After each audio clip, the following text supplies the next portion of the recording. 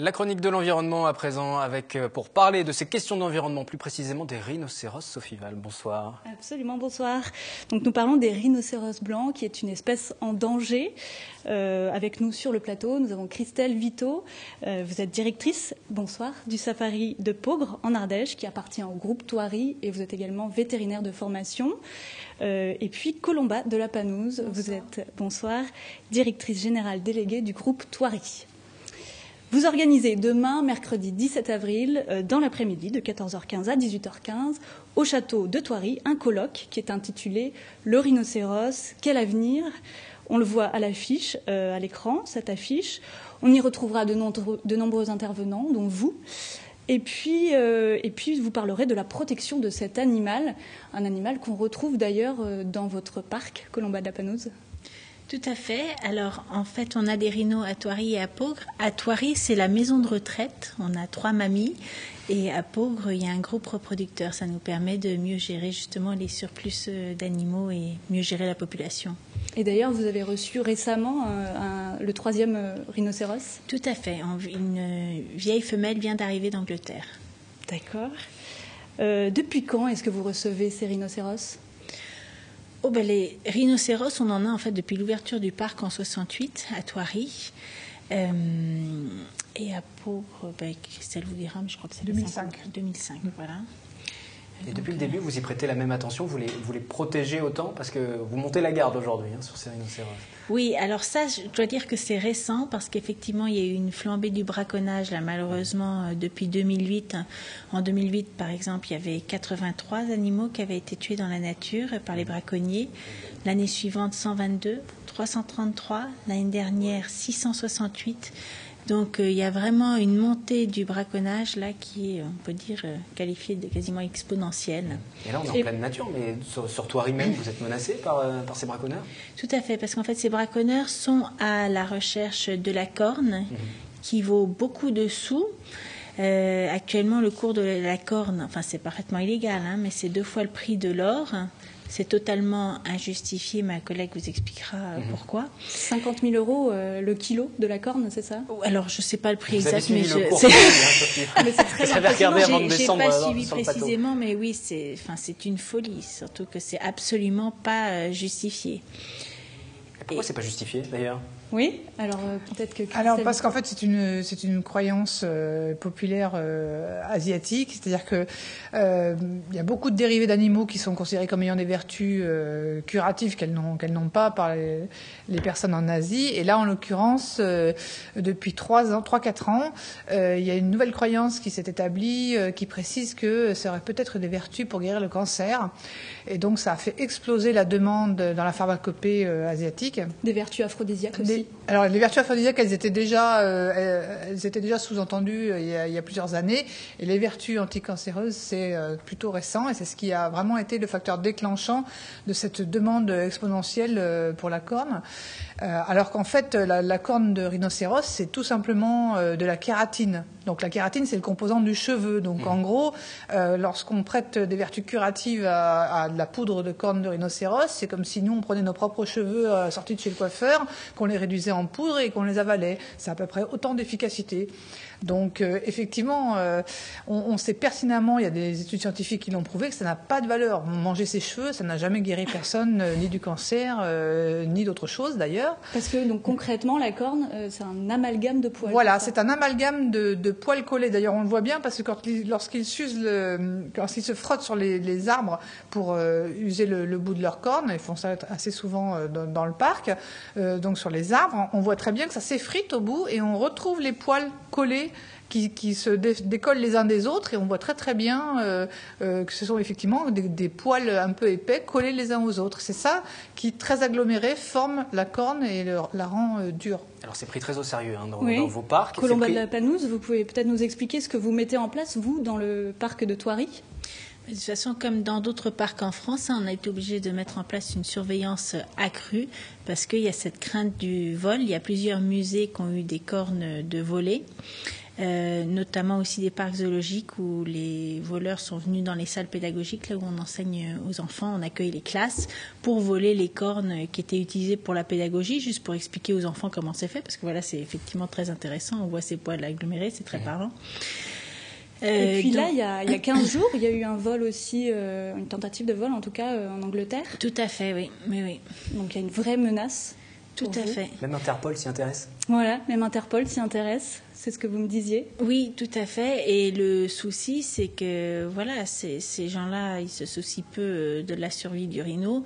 Ils vont pas s'amuser à anesthésier un animal pour récupérer la corne. Ils vont faire exactement comme ils font en Afrique ou en Asie, c'est-à-dire abattre l'animal et puis prendre la corne s'ils s'attaquent, enfin s'ils veulent prendre d'un rhinocéros qui est vivant. Ou alors ils vont dans la salle pédagogique s'ils trouvent quelque chose, mais jusqu'ici ça a été les musées et les salles pédagogiques en Europe, mais jusqu'où ça peut aller, étant donné qu'en Asie et en Afrique ça aboutit à la mort des animaux. Voire même des humains, parce qu'en Afrique, il y a quand même des gardes-chasse qui essayent de protéger les animaux qui sont dans la nature. Et il y a déjà eu des conflits entre braconneurs et gardes-chasse avec des mortalités humaines. Donc ça va vraiment très très loin. Ils sont prêts à vraiment aller très loin. Alors justement, Christelle Vito, vous qui êtes vétérinaire de formation, qui avez peut-être un regard un peu plus large sur ces animaux-là, il y a un vrai danger, c'est une espèce qui est vraiment menacée dans le monde. C'est une espèce qui, de manière assez étonnante, avait connu un regain de croissance, puisqu'ils avaient mis en place des mesures d'élevage en liberté en Afrique du Sud, et c'est vrai que ça marchait très bien, ça commençait vraiment à bien se reproduire. Ils étaient arrivés jusqu'à 20 000 animaux, donc ça avait été du coup déclassé des animaux en danger immédiat. Et puis là, avec ce phénomène de braconnage donc, qui s'est amplifié depuis 3 ans, on estime que ça continue sur le rythme actuel. En 2014, il y aura 1000 animaux abattus dans l'année, ce qui fait que d'ici 20 ans, il n'y en aura plus du tout. Donc le risque est à nouveau là. Et c'est vrai que c'est dommage parce que ce sont des animaux pour lesquels, si on les laisse reproduire et vivre tranquillement, il y a vraiment moyen d'arriver à avoir une population qui génétiquement peut durer des années. Alors Colomba de la Panouse, vous participez, vous en tant que directrice d'un parc, à un programme européen de sauvegarde de cette espèce. Est-ce que vous pouvez nous en dire un petit peu plus ? Tout à fait. Alors en fait, tous les parcs zoologiques en Europe qui font partie de l'Association européenne des eaux participent à ce programme. C'est un programme EEP, c'est-à-dire Programme d'élevage européen. Et il y a un coordinateur en Europe qui est expert dans l'espèce et qui va gérer la génétique de la population, qui va décider quel mâle va aller dans quel parc pour reproduire avec quelle femelle. Et c'est aussi pour ça justement que à Thoiry, nous, on accueille les vieux animaux pour que d'autres parcs puissent se reproduire, parce qu'à un moment donné, il faut aussi qu'il y ait des structures d'accueil pour les vieux animaux qui ne reproduisent plus. Ouais, tout ça se gère au niveau européen. Tout à fait. Ça fait partie de la gestion de la population captive globale en Europe. Et puis d'ailleurs, il y a aussi l'équivalent aux États-Unis. Enfin, il y a une population mondiale qui est à peu près 700 individus en captivité. En Europe, c'est à peu près 250. Voilà. Alors vous, Christelle Vito, on l'a dit, vous êtes plutôt le côté pouponnerie des rhinocéros. Oui, et vous avez eu une naissance récemment. Oui, alors nous, on a démarré le projet rhinocéros en 2005 seulement. Donc en 2005, on a construit une nouvelle installation et dès le départ, en fait, après discussion avec le responsable du programme d'élevage, on avait souhaité faire une installation pour un futur groupe reproducteur. Donc ça veut dire qu'on a 4 enclos, en tout on a 4 hectares de terrain pour eux, on a une grande maison de 600 mètres carrés avec des structures particulières à l'intérieur. C'était conçu dès le départ pour accueillir des animaux qui reproduisent. Et puis derrière, on a suivi effectivement toutes les recommandations en matière de transfert, en matière aussi d'analyse biologique, parce que lorsqu'on a des femelles et des mâles, il faut vérifier que tout le monde soit fertile. Il y a des animaux qui ne sont pas fertiles, qu'il faut déplacer. Donc c'est quand même un travail de longue haleine. C'est-à-dire que les premiers animaux, on les a reçus en 2005, et notre première naissance, on l'a eu en septembre 2012. Donc derrière, il y a tout un travail de suivi des cycles, de mise en contact d'animaux. Il y a des animaux qu'on a fait partir, d'autres qu'on a fait revenir. Pour aboutir finalement à une première naissance, qui était la première naissance en région Rhône-Alpes. Donc on était très très fiers de ça. Et puis en plus, ça s'est vraiment très bien passé. On était là. Elle a eu la bonne idée de faire ça 2 jours. Donc on était tous là derrière notre écran parce qu'on l'a laissé tranquille devant la caméra. Et nous, on regardait de l'autre côté. Donc on a vu la naissance en direct. Donc c'était un vrai plaisir pour l'ensemble du personnel. C'est vraiment l'aboutissement de 7 ans de travail quand même. C'est pas venu comme ça du jour au lendemain. Et vous veillez véritablement sur le rhinocéros au quotidien dans vos différents parcs. Il y a un colloque demain qui va se tenir à Thoiry. Il va s'organiser comment ce colloque? Tout à fait. L'idée c'était de faire se rencontrer plusieurs experts qui normalement ne se croiseraient pas. Donc les douanes, les experts sur le terrain, les experts de trafic, les experts de l'IUCN, enfin l'Union internationale pour la conservation de la nature.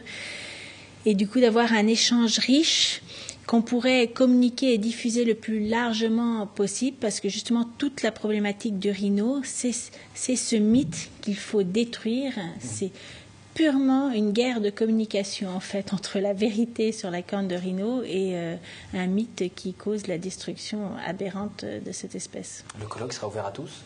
Tout le monde peut y assister? C'est entre professionnels? Alors, c'est entre professionnels, oui. Parce que justement, il était très important d'avoir les informations les plus objectives et sûres possibles à diffuser. Par contre, le plus largement possible. Donc, c'est-à-dire là, c'est là où les parcs zoologiques ont un rôle très important en termes de pédagogie et de diffusion de l'information au grand public. Parce que c'est à peu près 10% de la population mondiale qui visite les zoos dans le monde chaque année. Donc il y a un potentiel là pour passer des messages importants dont on s'en sert. Vous avez décidé de mener. Merci à vous deux. Merci à vous. Ce colloque qui se déroulera entre professionnels, ce sera demain à Thoiry. Vous l'avez entendu, le parc de Thoiry qui veille au grain sur ces rhinocéros. Je ne vous ai pas posé la question, mais le rhinocéros, c'est un animal facile, de compagnie, sympathique?